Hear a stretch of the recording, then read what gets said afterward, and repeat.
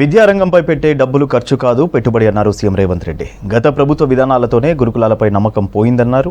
రాష్ట్రం ఏర్పడిన తర్వాత డైట్ ఛార్జీలు పెంచలేదన్నారు. కాంగ్రెస్ అధికారంలోకి రాగానే ఒకేసారి 40% డైట్ ఛార్జీలు పెంచామన్నారు. 16 ఏళ్లుగా పెరగని కాస్మెటిక్ ఛార్జీలను 200% పెంచామన్నారు.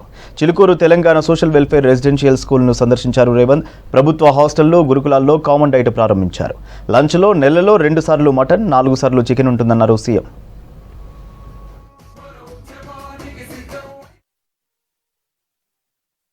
ఒక సోషల్ రెస్పాన్సిబిలిటీ, ఒక సామాజిక బాధ్యతగా తప్పకుండా ఈ రెసిడెన్షియల్ స్కూళ్ళలో విద్యా ప్రమాణాలను పెంచాలి, నాణ్యమైన వసతులను కల్పించాలని ఒక దృఢ సంకల్పంతో ఈనాడు తెలంగాణ రాష్ట్ర ప్రభుత్వం ముందుకు వెళ్తుంది.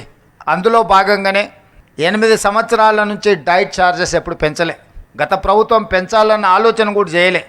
తద్వారా ప్రతిష్ట కలిగిన ఈ రెసిడెన్షియల్ స్కూల్స్ అన్నీ కూడా ప్రతిష్ట కోల్పోయి ప్రజలలో విశ్వాసం సన్నగిలే పరిస్థితి వచ్చినప్పుడు రాష్ట్ర ప్రభుత్వం స్పష్టంగా ఆలోచన చేసి మళ్ళీ ఆ విశ్వాసాన్ని పునరుద్ధరించాలి, ఒక నమ్మకం కలిగించాలి. ఈ ప్రభుత్వం అంటే ప్రభుత్వం మా కోసం పనిచేస్తుంది, ప్రభుత్వం మా ప్రభుత్వం, ప్రజా ప్రభుత్వం అని ఒక నమ్మకం, విశ్వాసాన్ని కల్పించాలన్న ఆలోచనతో సింగిల్ స్ట్రోక్లో డైట్ ఛార్జెస్ విషయంలో 40% ఛార్జెస్ పెంచడం ద్వారా నాణ్యమైన ఫుడ్ని ఈరోజు మన విద్యార్థులకు ఇవ్వడం ద్వారా ఆరోగ్యవంతమైన తెలంగాణగా తీర్చిదిద్దాలని మన ప్రభుత్వం భావించింది. తండాలలో, గూడాలలో, మారుమూల పల్లెల నుంచి వచ్చిన పేద విద్యార్థులు కాస్మెటిక్ ఛార్జెస్ తల్లిదండ్రులను అడగలేక బాగా ఇబ్బంది పడుతున్న సందర్భంలో ఒకసారి కాస్మెటిక్ ఛార్జెస్ గురించి మొత్తం నివేదిక తెప్పించుకుంటే 16 సంవత్సరాల క్రితం దాదాపుగా 2008-09లో కాస్మెటిక్ ఛార్జెస్ పెంచితే 16 సంవత్సరాల నుంచి ఒక్క రూపాయి కూడా పెంచలేదు. 16 సంవత్సరాలలో అసలు కాస్మెటిక్ ఛార్జెస్ ఎన్ని అంతలు పెరిగినాయో అసలు ఊహించలేనంత ధరలు పెరిగినాయి. మరి 2008లో నిర్ధారించిన కాస్మెటిక్ ఛార్జెస్ ఏ మూలకు విద్యార్థులకు సరిపోవడం లేదు. పోనీ అవైనా ప్రతి నెల విద్యార్థులకు చేరుతున్నాయంటే లేదు, 6 నెలలకో సంవత్సరానికి ఒక్కసారి ఇస్తే అవి ఎలాంటి ఉపయోగం లేకపోవడం ద్వారా ఈ పిల్లలు తల్లిదండ్రులను అడగడానికి మొహమాట పడి ఇబ్బంది పడి, ఒకవేళ తల్లిదండ్రులను అడిగినా ఒకసారి ఇవ్వడానికి ఉండి లేకపోవడం వల్ల చాలా ఇబ్బందులు ఎదుర్కొంటున్నారు. అందుకే ఈరోజు కాస్మెటిక్ ఛార్జెస్ 16 సంవత్సరాల తర్వాత పెంచుతున్నాం కాబట్టి మోర్ దాన్ 200% ఈరోజు మనం పెంచుకోవడం జరిగింది. ఇంతటితో మా బాధ్యత తీరలేదు, నెరవేరలేదు. ఇది మొదటి పునాది రాయి మాత్రమే. ఈరోజు నేను శాఖకు సంబంధించిన అధికారులతో పాటు బోధనా సిబ్బందికి, బోధనేతర సిబ్బందికి కొన్ని అంశాలు నేను ప్రస్తావించదలుచుకున్నా. ఈరోజు తెలంగాణ రాష్ట్రంలో దాదాపుగా 26,000 ప్రభుత్వ పాఠశాలలు, రెసిడెన్షియల్ స్కూల్స్ ఉన్నాయి, 26,000+. 26,000 పాఠశాలలలో విద్యార్థులు చదువుకుంటున్నది 23 లక్షల మంది. అదే ప్రైవేట్లో 11,000 పాఠశాలలు ఉంటే 11,000 ప్రైవేట్ పాఠశాలలలో ఈరోజు 33 లక్షల మంది విద్యార్థులు చదువుకుంటున్నారు.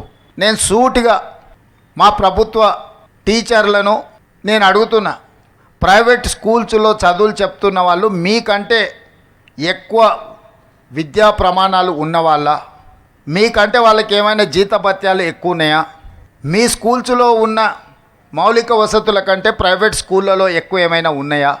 మరి ఎందుకు 26,000 ప్రభుత్వ పాఠశాలలలో 23 లక్షల మంది విద్యార్థులు చదువుకుంటే 11,000 ప్రైవేట్ పాఠశాలల్లో 33 లక్షల మంది విద్యార్థులు చదువుకుంటున్నారు? గ్రామాలలో పేదవాళ్ళు కూలికి పోయి అయినా సరే కూడబెట్టి పిల్లల్ని ప్రైవేట్ పాఠశాలలకు పంపించాలి, ఇంగ్లీష్ మీడియంలో చదివించాలని వాళ్ళు నానా తాపత్రయపడుతున్నారు. ముఖ్యంగా విద్యాశాఖ మీద, విద్యార్థుల మీద మనం పెడుతున్న పెట్టుబడి ఖర్చు కాదు, అది భవిష్యత్తు కోసం పెట్టుబడి. భవిష్యత్తు పునర్నిర్మాణంలో తెలంగాణ రాష్ట్రం అభివృద్ధి సాధించాలి అని అంటే అది పెట్టుబడిగా చూడాలి. కొన్నిసార్లు మనం ఏదైనా డైట్ విషయంలో లేకపోతే మౌలిక వసతుల విషయం మాట్లాడితే మాకు 6 నెలలు 8 నెలలు బిల్లులు రావడం లేదు, కిరాణా కొట్టుల్లో మేము అప్పు తెచ్చి నడిపిస్తున్నాం, 8 నెలలు మేము మా అప్పులకు మిత్తిలు కట్టాలంటే మేము ఎక్కడో ఒక దగ్గర నాణ్యత తగ్గించాల్సిందే అన్నట్టుగా చర్చలు వస్తున్నాయి. అందుకే ఈనాడు ప్రభుత్వం స్పష్టంగా నిర్ణయం తీసుకున్నది, ఎవ్రీ మంత్ 10th లోపల గ్రీన్ ఛానల్ ద్వారా అన్ని నిధులు ఈ రెసిడెన్షియల్ స్కూల్స్కి, హాస్టల్స్కి, కాలేజెస్కి సంబంధించిన ప్రతి రూపాయి 10 తారీఖు లోపల గ్రీన్ ఛానల్ అడగాల్సిన పని లేకుండా స్ట్రైట్గా వాళ్ళ ఖాతాలకు పోయే విధంగా ఆర్థిక శాఖ మంత్రి గారికి, అధికారులకు నేను ఆదేశాలు ఇవ్వడం జరిగింది. తామంతా నిబద్ధతతో పనిచేస్తున్నామన్నారు మంత్రి Uttam Kumar Reddy. SC, ST, BC, మైనారిటీలు చదువుతున్న రెసిడెన్షియల్ కాలేజీల హాస్టళ్లను బలోపేతం చేస్తామన్నారు. సికింద్రాబాద్ మహేంద్ర హిల్స్లో ఉన్న హాస్టల్లో కామన్ మెనూ ప్రోగ్రాంను ప్రారంభించారు మంత్రి ఉత్తమ్ కుమార్ రెడ్డి.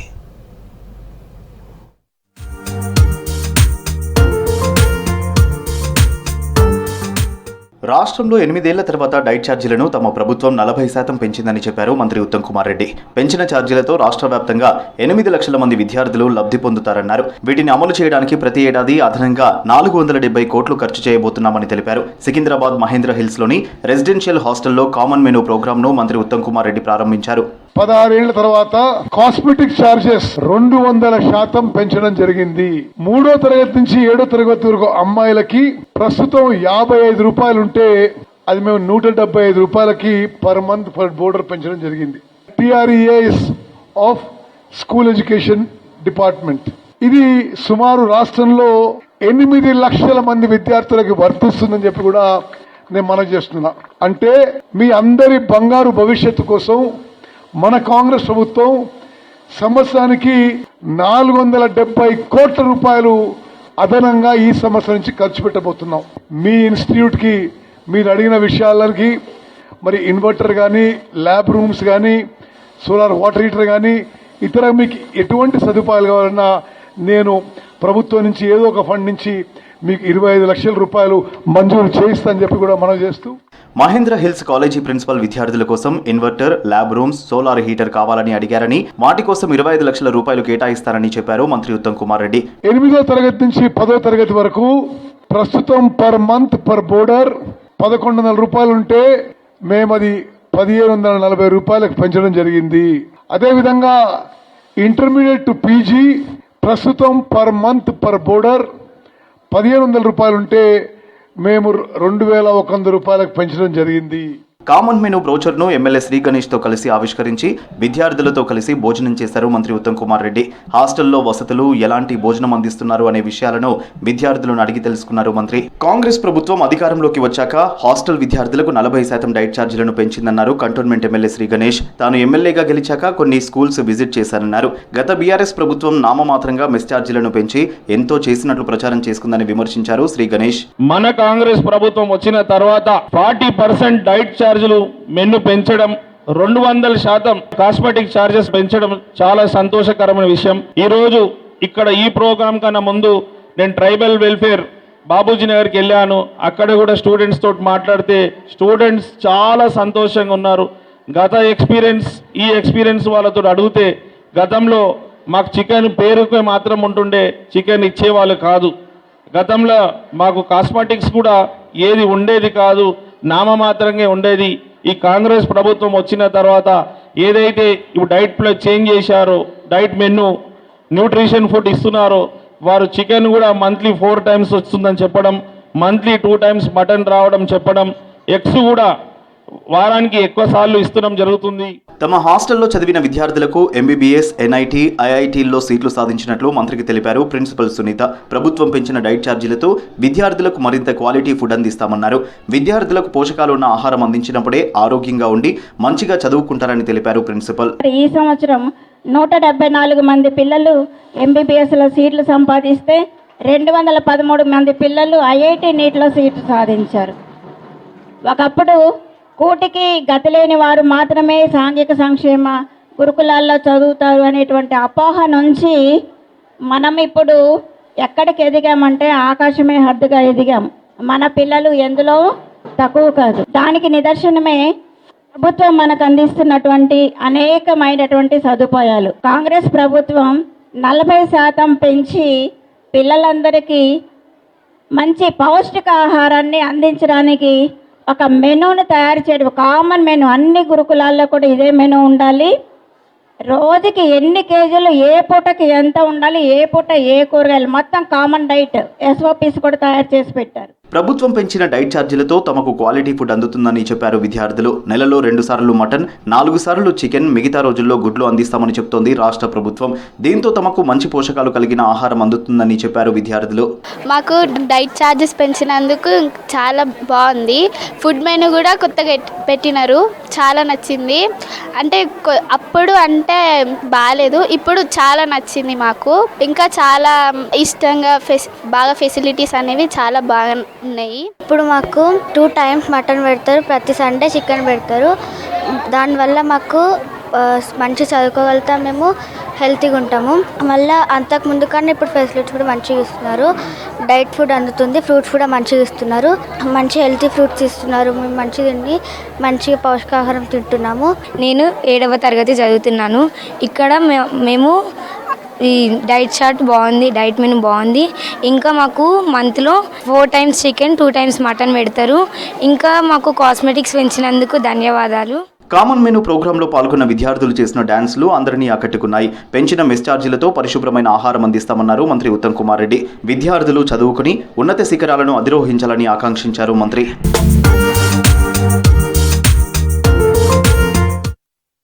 విద్యార్థులు చదువులో టార్గెట్ పెట్టుకుని ఉన్నత స్థానాలకు చేరుకోవాలన్నారు రాచకొండ సిపి సుధీర్ బాబు. తల్లిదండ్రులు, గురువులకు మంచి పేరు తీసుకురావాలన్నారు.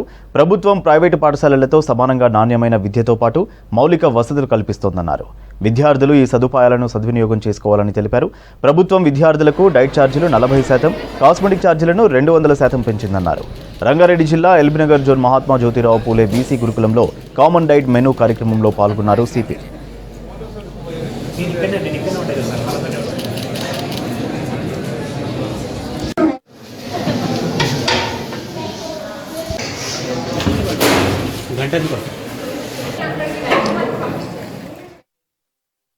రాష్ట్ర ప్రభుత్వం పిల్లల యొక్క విద్యార్థుల యొక్క మంచి భవిష్యత్తు ఉండడానికి కోసం అని చెప్పేసి కొన్ని ప్రణాళికబద్ధంగా మార్పులు చేయడం జరిగింది. ఇందులో ముఖ్యంగా ఏంటంటే ఈరోజు యూనిఫామ్ డైట్ ప్రోగ్రామ్ అనేది 1st November నుంచి ప్రాక్టీస్లోని ఈరోజు అఫీషియల్గా లాంచ్ చేయడం జరుగుతుంది.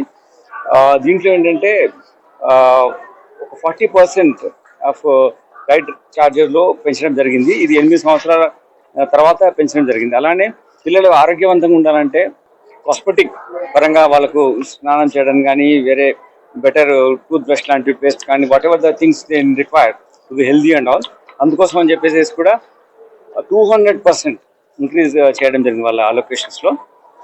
దీంట్లో ఏంటంటే 470 crores అడిషనల్ బర్డెన్ గవర్నమెంట్ దీనివల్ల తీసుకుంటుంది. అంత బెటర్ ఫెసిలిటీ క్రియేట్ చేయడానికి యాన్యువల్లీ 470 crores అడిషనల్గా బర్డెన్ ఫైనాన్షియల్గా తీసుకొని ఇన్ని ఫెసిలిటీస్ క్రియేట్ చేయడం జరిగింది. ఇదే కాకుండా ఎంటైర్ స్టేట్లో ఇటువంటి యూనిఫామ్ స్టాండర్డ్స్ ఉంటాయి. సో ప్రతి విద్యార్థికి కరెక్ట్ అయినటువంటి మెనూ ద్వారా సరైనటువంటి భోజన సదుపాయాలు కల్పించే ఉద్దేశంతో ప్రభుత్వం చేసింది. మన సిపి గారు కూడా ఈరోజు మరి అఫీషియల్ గా కామన్ డైట్ మెనూను కూడా ఓపెన్ చేయడం జరిగింది మన కాలేజ్లో. తర్వాత దాన్ని చూసిన తర్వాత చాలా సంతోషంగా ఫీల్ అయ్యారు సార్ కూడా. తర్వాత మా పిల్లలకు కూడా నెలలో 4 సార్లు చికెన్ పెట్టుకోవడానికి, 2 సార్లు మటన్ పెట్టుకోవడానికి, తర్వాత పప్పు, సాంబార్ కానీ, తర్వాత కూరలు కానీ క్వాలిటీ ఇచ్చుకోవడానికి ఈ యొక్క డైట్ ఛార్జెస్ ఎంతో ఉపయోగపడ్డవి.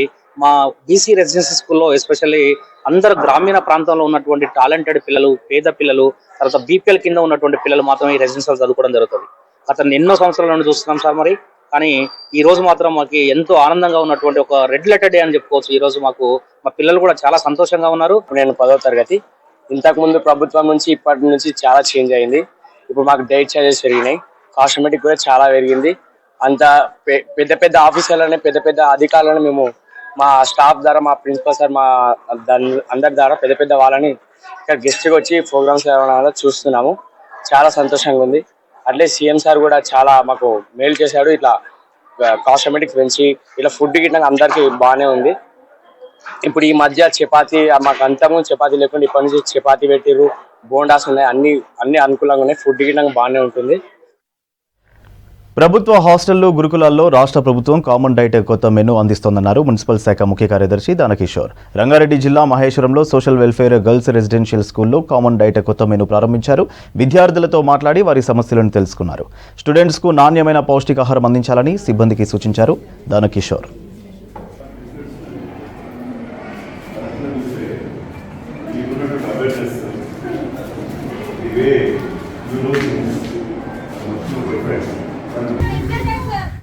రేపటి నుంచి 2 రోజుల పాటు గ్రూప్ 2 పరీక్షలు జరగనున్నాయి. రోజుకు 2 సెషన్లలో 4 పేపర్లు అభ్యర్థులు రాయాల్సి ఉంటుంది. రాష్ట్ర వ్యాప్తంగా 5,51,847 మంది అభ్యర్థుల కోసం 33 జిల్లాల్లో 1,368 పరీక్షా కేంద్రాలను ఏర్పాటు చేసింది టీజీపీఎస్సీ. ఎలాంటి ఇబ్బందులు తలెత్తకుండా అన్ని ఏర్పాట్లను పూర్తి చేశారు అధికారులు. పరీక్షా కేంద్రానికి గంట ముందే చేరుకోవాలన్నారు టీజీపీఎస్సీ చైర్మన్ బుర్రా వెంకటేశం. దళారులను నమ్మకుండా అభ్యర్థులు స్వశక్తితో పరీక్ష రాసి ఉద్యోగం సాధించాలని సూచించారు.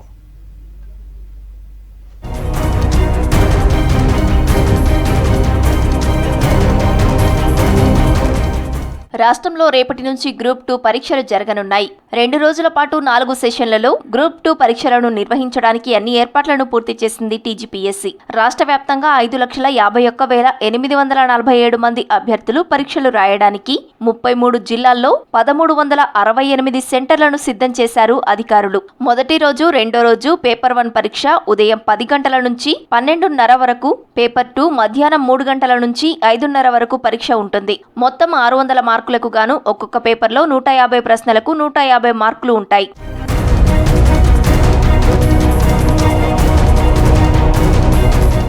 పరీక్షా కేంద్రానికి గంట ముందే అభ్యర్థులు చేరుకోవాల్సి ఉంటుంది. 1 నిమిషం ఆలస్యమైనా పరీక్షా కేంద్రాల్లోకి అనుమతించమని స్పష్టం చేసింది టీజీపీఎస్సీ. ఇక గ్రూప్ 2 పరీక్షను విజయవంతంగా నిర్వహించడానికి అన్ని ఏర్పాట్లు పూర్తి చేశామన్నారు TGPSC chairman Burra Venkatesham. Group 2 ద్వారా 783 ఉద్యోగాలను భర్తీ చేయనున్నట్లు తెలిపారు అధికారులు. అభ్యర్థులు టీజీపీఎస్సీపై నమ్మకంతో పరీక్ష రాయాలని, దళారులను నమ్మొద్దని సూచించారు TGPSC chairman Burra Venkatesham. Exam రాసేది 5,51,000 అయినప్పటికీ కొన్ని లక్షలాది కుటుంబాలు దీంతో అటాచ్ అయ్యి ఉన్నాయి. వాళ్ళ పేరెంట్స్ కావచ్చు, రిలేటివ్స్ కావచ్చు, శ్రేయోభిలాషులు కావచ్చు. So it's a big attachment. Last 4 times ఇది 22లో నోటిఫికేషన్ ఇచ్చి 24 ఎండ్కి మనం ఇప్పుడు ఎగ్జామ్ రాయబోతున్నారు పిల్లలంతా. లక్కీగా మనం లాస్ట్ వీక్లోనే 2 కోర్టు కేసులు, సుప్రీంకోర్టులోను హైకోర్టులోను 2 గెలుచున్నాం. దానివల్ల ఇంకా ఎలాంటి ఆటంకం లేకుండా ఎగ్జామ్ రాయడానికి అవకాశం దొరికింది పిల్లలందరికీ. So first wishing them all the best for writing the exam. అయితే దీనిలో మొత్తంగా ఎంతమంది ఈ ఎగ్జామ్ కోసం వెనకుండి పనిచేస్తారు, ప్రత్యక్షంగాను పరోక్షంగాను పనిచేసి తెలిస్తే విద్యార్థులకు కూడా ఒక నమ్మకం ఏర్పడుతుంది. అంటే ఇది ఒక చిన్న ఆషామాషి వ్యవహారం కాదు.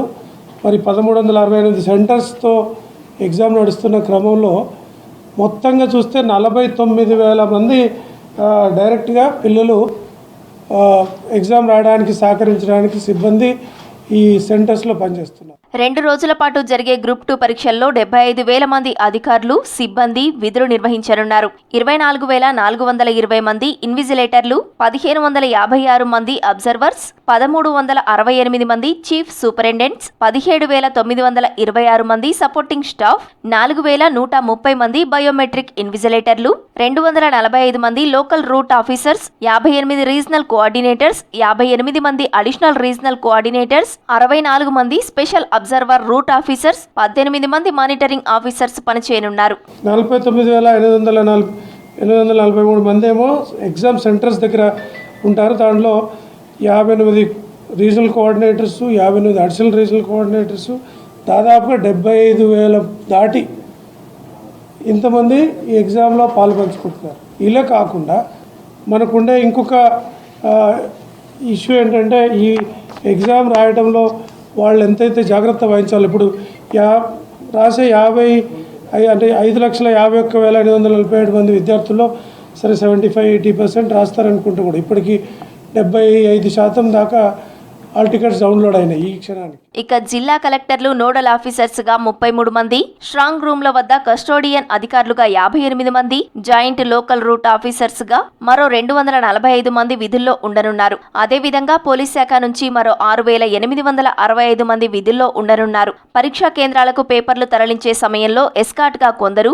మరికొందరు పరీక్షల కేంద్రాల వద్ద, స్ట్రాంగ్ రూమ్ల వద్ద కూడా పోలీస్ సిబ్బంది, అధికారులు పనిచేయనున్నారు. జిల్లా స్థాయిలో నోడల్ అధికారులుగా ఎస్పీలు విధులు నిర్వహించనున్నారు. ప్రతి సెంటర్లో సీసీ కెమెరాలు ఏర్పాటు చేశారు. వాటిని టీజీపీఎస్సీ ప్రధాన కార్యాలయానికి అనుసంధానం చేశారు అధికారులు. పరీక్షా కేంద్రాల వద్ద బయోమెట్రిక్ తప్పనిసరిగా ఉంటుంది. అభ్యర్థులు ఎలక్ట్రానిక్ పరికరాలు తీసుకురావద్దని సూచిస్తున్నారు అధికారులు. పరీక్షల తర్వాత త్వరలోనే ఫలితాలు ఇచ్చేలా కసరత్తు చేస్తామంటున్నారు టీజీపీఎస్సీ అధికారులు.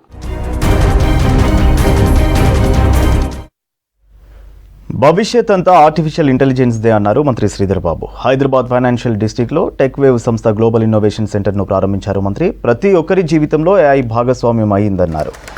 పెద్ద ఆఫీస్ స్పేస్ను ఏర్పాటు చేసిన టెక్ వేవ్ సంస్థను అభినందించారు. తెలుగు IT ఉద్యోగులకు ప్రాధాన్యత ఇవ్వడం సంతోషంగా ఉందన్నారు మంత్రి శ్రీధర్ బాబు.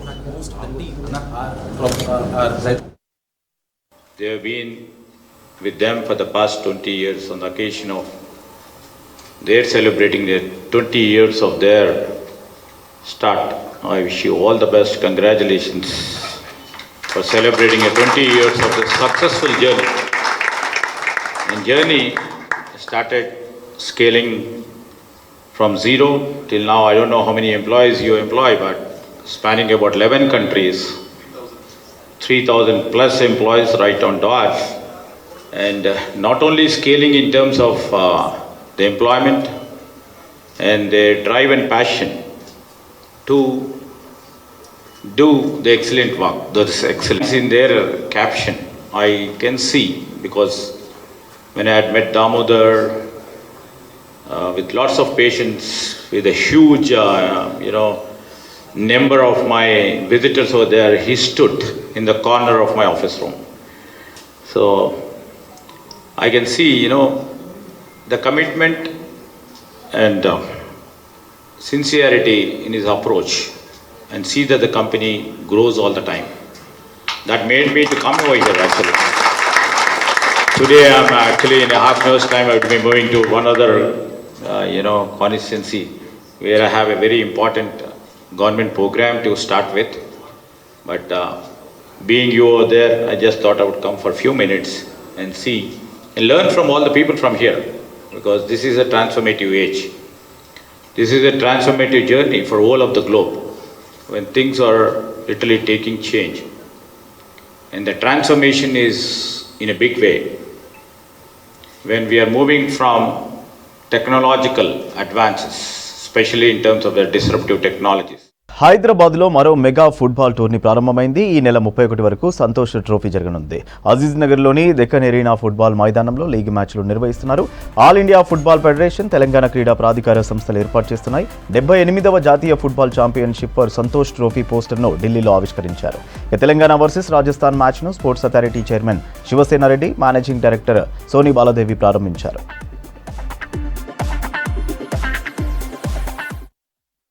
జాతీయ ఫుట్బాల్ టోర్నమెంట్లకు సంతోష్ ట్రోఫీ అన్నది ఒక పెద్ద దిక్కు లాంటిది. సంతోష్ ట్రోఫీ ఈరోజు 57 సంవత్సరాల తర్వాత తెలంగాణకు రావడం, ఇది ముఖ్యమంత్రి రేవంత్ రెడ్డి గారి ఆదేశాల మేరకు, ముఖ్యమంత్రి రేవంత్ రెడ్డి గారి చొరవతో ఈరోజు సంతోష్ ట్రోఫీ తెలంగాణకు రావడం జరిగింది. ఇది చాలా పెద్ద శుభపరిణామం తెలంగాణలో ఉండేటువంటి క్రీడా అభిమానులకు, అదేవిధంగా ఫుట్బాల్ అభిమానులందరికీ కూడా.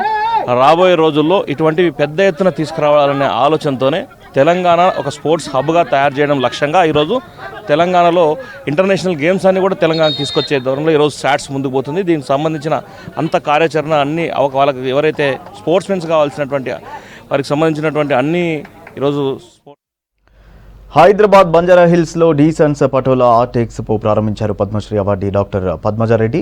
ఈ ఎగ్జిబిషన్లో పటోలా ఆర్ట్స్ చీరలు, హ్యాండ్లూమ్, సిల్క్ వస్త్రోత్పత్తులు ప్రదర్శనకు ఉంచారు నిర్వాహకులు. నేత కార్మికులను ప్రోత్సహించడంతో పాటు హ్యాండ్లూమ్ ఇండస్ట్రీ మార్కెట్ను మరింత పెంచేందుకు ఇలాంటి ఎగ్జిబిషన్లు ఉపయోగపడతాయన్నారు పద్మజారెడ్డి.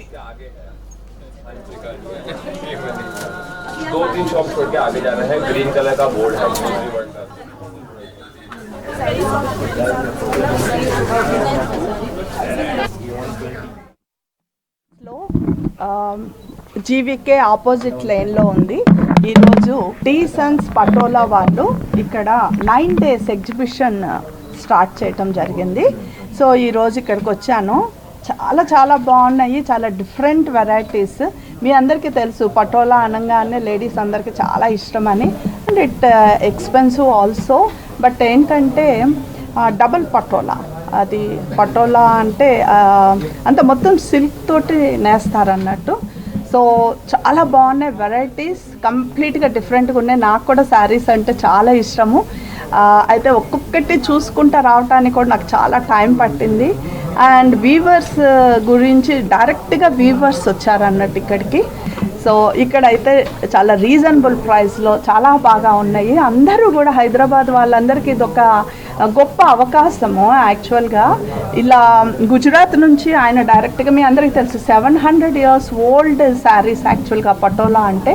అక్కడ నుంచి వీవర్స్ డైరెక్ట్గా ఇక్కడికి వచ్చి ఇక్కడ ఈరోజు 9 days ఈ ఎగ్జిబిషన్. మీ అందరు తెలుసు ఇప్పుడు మనందరికీ January 1st వస్తుంది అండ్ జనవరి సంక్రాంతి ఫెస్టివల్ వస్తుంది. ఇలా ఎన్నో ఫెస్టివల్స్ మనకి స్టార్ట్ అవుతుంది end of the year. And ఇక్కడ చాలా లక్నో నుంచి వచ్చారు. బాందిని కలెక్షన్స్ ఉన్నాయి. హైదరాబాద్ కేబీఆర్ పార్కు చుట్టూ రోడ్డు విస్తరణ పనులు స్పీడప్ అయ్యాయి. అందులో భాగంగా హీరో బాలకృష్ణ ఇంటికి 6 ఫీట్ల రోడ్డు డివైడింగ్ మార్క్ చేశారు అధికారులు. అలాగే మాజీ మంత్రి జానారెడ్డి ఇంటిని కూడా మార్కింగ్ వేశారు. కేబీఆర్ పార్కు చుట్టూ ట్రాఫిక్ సమస్యను పరిష్కరించేందుకు రోడ్డు విస్తరణ చేపట్టనున్నారు అధికారులు. అందులో భాగంగానే ఈ మార్క్స్ వేశారు సిబ్బంది.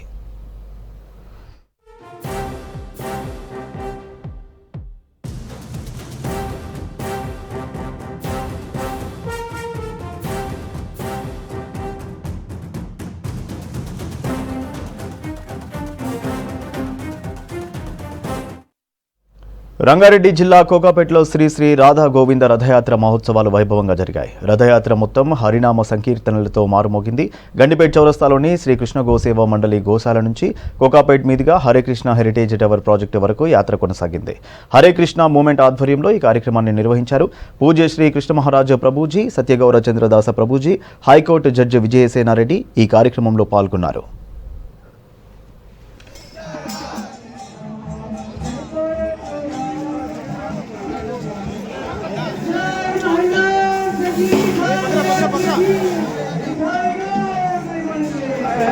జయ జయ ప్రభుపాద గోల్డెన్ టెంపుల్ మరియు హరే కృష్ణ హెరిటేజ్ టవర్ ద్వారా ఈ రోజున ఈ గండిపేట మెయిన్ రోడ్ లో ఉన్న వై జంక్షన్ దగ్గర ఈ గోశాల నుండి 3వ రాధా గోవిందుల రథయాత్ర ప్రారంభం కాబోతోంది. ఒక చిన్న స్టేజ్ ప్రోగ్రామ్ తో మరియు రథ పూజతో ఇక్కడ నుండి ఈ రథము గండిపేట మెయిన్ రోడ్ ద్వారా మన నార్సింగి హరే కృష్ణ హెరిటేజ్ టవర్కు చేరుకుంటుందన్నమాట. ఇందులో భాగంగా భక్తులందరూ కూడా ఉత్సాహంగా కీర్తనలతో ఆ రథం మీద ఉపస్థితులైన రాధా గోవిందులను దర్శనం చేసుకుంటూ వారి యొక్క ఆ తాడుని లాగుతూ ఉత్సాహంగా భక్తులందరూ పాల్గొనబోతున్నారు. సో అందరూ కూడా ఈ రూట్లో ఉన్న ప్రతి ఒక్కరూ కూడా వచ్చి ఈ రాధా గోవింద దర్శనం చేసుకుని ఎంతో కొంత మనం లాగితే ఆ తాడును లాగుతూ స్వామివారితో పాటుగా మనం నడిస్తే ఆ పునర్జన్మ నా విద్యతే అని అన్నారు. అంటే వారికి మోక్షం లభిస్తుంది మరియు పునర్జన్మ అంటూ ఉంటుందని చెప్పబడింది అన్నమాట. రంగారెడ్డి జిల్లా నార్సింగిలోని లక్ష్మమ్మ దేవాలయంలో ఘనంగా అయ్యప్ప స్వామి మహాపడి పూజ నిర్వహించారు. జల్లి వెంకటేశ ముదిరాజు గురుస్వామి ఆధ్వర్యంలో రాజనరసింహాచార్యులో పంతుల సమక్షంలో ప్రత్యేక పూజలు చేశారు. నరసింగరావు భజన మండలి, కిస్మత్పూర్కు చెందిన కపిల్ గురుస్వామి భజన కార్యక్రమాల్లో ఆలపించిన భక్తి గీతాలు విశేషంగా ఆకట్టుకున్నాయి. 18 మెట్లపై కర్పూర హారతి వెలిగించి పడి పూజ చేశారు. వేడుకల్లో అయ్యప్ప స్వామి భక్తులు అధిక సంఖ్యలో పాల్గొన్నారు. స్వామియే శరణమయ్యప్ప నామస్మరణతో ప్రాంగణమంతా మారుమోగింది.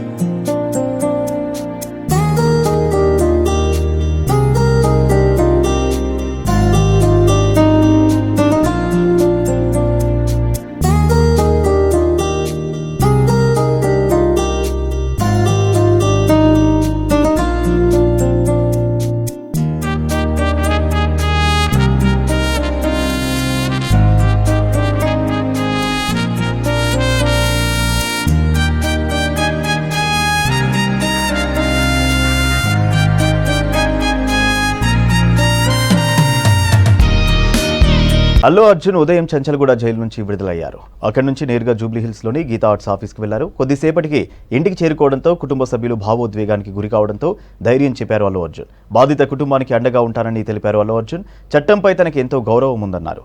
అనంతరం సినీ పరిశ్రమకు చెందిన హీరోలు, డైరెక్టర్లు, ప్రొడ్యూసర్లు వచ్చి అల్లు అర్జున్ను పరామర్శించారు.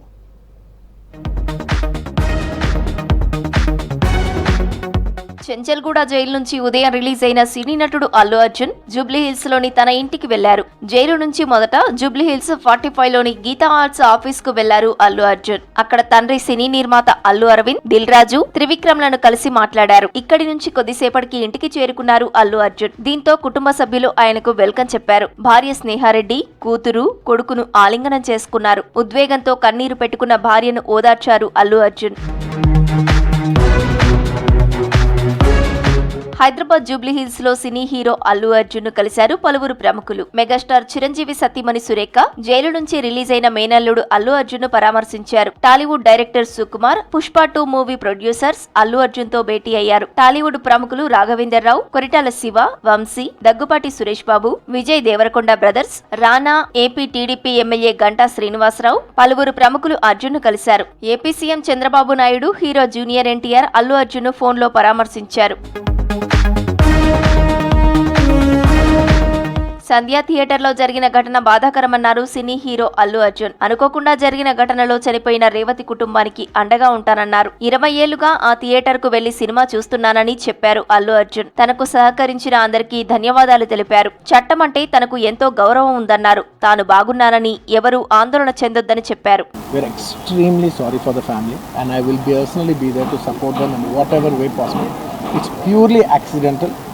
నేను సినిమా థియేటర్లో cinema I'm inside a cinema theater watching a film with my family and an accident happened outside I was inside a theater watching a movie with my family and the accident happened outside. It's purely of no direct connection to me. It's purely accidental, purely unintentional. To support them in whatever way possible and I've been coming to the same theater for the last 20 years and I've been to the same place more than 30 times and never any accident like this happened. It is purely unfortunate accident and we're extremely sorry for the accident that has happened. Hero Allu Arjun పై తమకు ఎలాంటి కక్ష లేదన్నారు PCC chief Mahesh Kumar Goud. మహిళ చనిపోతే arrest చేయొద్దా అని ప్రశ్నించారు. చట్టం తన పని తాను చేసుకుంటూ పోతుందన్నారు. తెలుగు చిత్రసీమ హైదరాబాద్ కు రావడానికి కాంగ్రెస్ నేతలు, ముఖ్యమంత్రులే ప్రధాన కారణమన్నారు మహేష్. హైదరాబాద్ కి చిత్రసీమ తరలి రావాలని ఆనాటి కాంగ్రెస్ ముఖ్యమంత్రులు ఇచ్చినటువంటి వెసులుబాటు వల్లే తెలుగు చిత్ర పరిశ్రమ మద్రాసు నుంచి హైదరాబాద్కు వచ్చింది. ఇవాళ మాట్లాడుతున్న బీజేపీ నాయకులు ఆనాడు అసలు రాజకీయ ముఖ చిత్రం లేకపోవచ్చు. చరిత్ర తెలుసుకొని మాట్లాడాలని నేను బండి సంజయ్ గారికి, గౌరవనీయులు లక్ష్మణ్ గారికి చెప్తా ఉన్నాను. కాంగ్రెస్ పార్టీ లేనిదే తెలంగాణ తెలుగు చిత్రసీమ హైదరాబాద్కి రాలంటి పరిస్థితి. ఇవాళ అనుకోకుండా ఒక సంఘటన జరిగి ఆ సంఘటనలో ఒక బీదవాడు చనిపోవడం, దాంట్లో జరిగినటువంటి లొసుకుల వల్ల చట్టం తన పను తను చేసుకుంటూ అల్లు అరవింద్ మీద కేసులు పెట్టడం జరిగింది. దాని తర్వాత కోర్టు బెయిల్ జరిగింది. ఏ కథానాయకుడి మీద కాంగ్రెస్ పార్టీ నాయకులు ఎవరికి కూడా వ్యక్తిగతంగా ప్రేమ తప్ప దేశాలు ఉండవు. దాన్ని మొత్తం కాంగ్రెస్ పార్టీకి ఆపాదించే ప్రయత్నం బీజేపీ నాయకులు చేస్తున్న తీరుని నేను ఖండిస్తూ ఉన్నాను. చిత్రసీమకి, తెలుగు చిత్రసీమకి కాంగ్రెస్ పార్టీకి ఎనలేని అనుబంధం ఉంది. సినీ హీరో అల్లు అర్జున్ అరెస్టుపై మంత్రి సీతక్క స్పందించారు. అల్లు అర్జున్ అరెస్టు విషయంలో ప్రభుత్వంపై విమర్శలు చేయడం సరికాదన్నారు. చట్టం తన పని తాను చేసుకుపోతుందన్నారు. చట్టం ముందు అందరూ సమానమే అన్నారు. అల్లు అర్జున్ మామ చిరంజీవి కాంగ్రెస్ పార్టీలోనే ఉంటూ గతంలో కేంద్ర మంత్రిగా పనిచేశారని గుర్తు చేశారు. ఈ విషయంలో ప్రభుత్వంపై ఆరోపణలు మానుకోవాలని సూచించారు మంత్రి సీతక్క. తొక్కిసలాట్లో జరిగింది కాబట్టి చట్టానికి లోబడే జరిగింది. చట్టం ఎవరి చుట్టం కాదు. రేపు ఎవరైనా కూడా చట్టం ఆ రకంగానే ఉంటుంది. అందులో ఎవరం జోక్యం చేసుకోలేదు. కాబట్టి ఆయన మీద మాకేం కక్ష లేదు. అలా ఫ్యామిలీ చిరంజీవి గారు Congress party member, Congress party తరఫున కేంద్ర మంత్రిగా పనిచేసిండు. అదేవిధంగా వాళ్ళ భార్య తరఫున బంధుత్వం కూడా సీఎం గారికి కూడా ఉంది. మరి ఇవన్నిట్లో మాకు అంత కక్ష పెట్టుకోవాల్సిన అవసరం అయితే లేదు.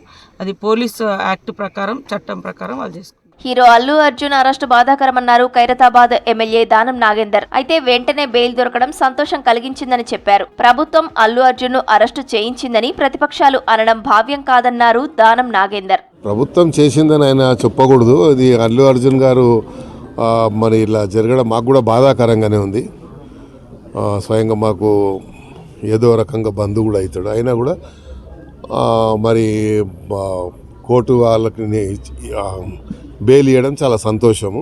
అల్లు అర్జున్ ఉద్దేశపూర్వకంగానే రాత్రి జైల్లో ఉంచారన్నారు ఆయన తరపు న్యాయవాది అశోక్ రెడ్డి. హైకోర్టు మధ్యంతర బెయిల్ ఉత్తర్వుల్లో రిలీజ్ చేయాలని ఉందన్నారు. కానీ జైలు అధికారులు ఆయన్ను విడుదల చేయలేదన్నారు. ఇది ఖచ్చితంగా ఇల్లీగల్ అరెస్టు అని, దీనిపై అధికారులు సమాధానం ఇవ్వాల్సిందేనని తెలిపారు. ఇక దీనిపై చట్టపరంగా ముందుకెళ్తామన్నారు Allu Arjun lawyer Ashok Reddy. Despite receiving the order copy, they did not release.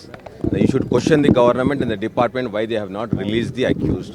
High Court order is very specific that forthwith the moment you receive the order, you have to release an essay. Despite clear order, they did not release. Now they have to answer. We have to take further steps and legally what is permissible, we will take that day.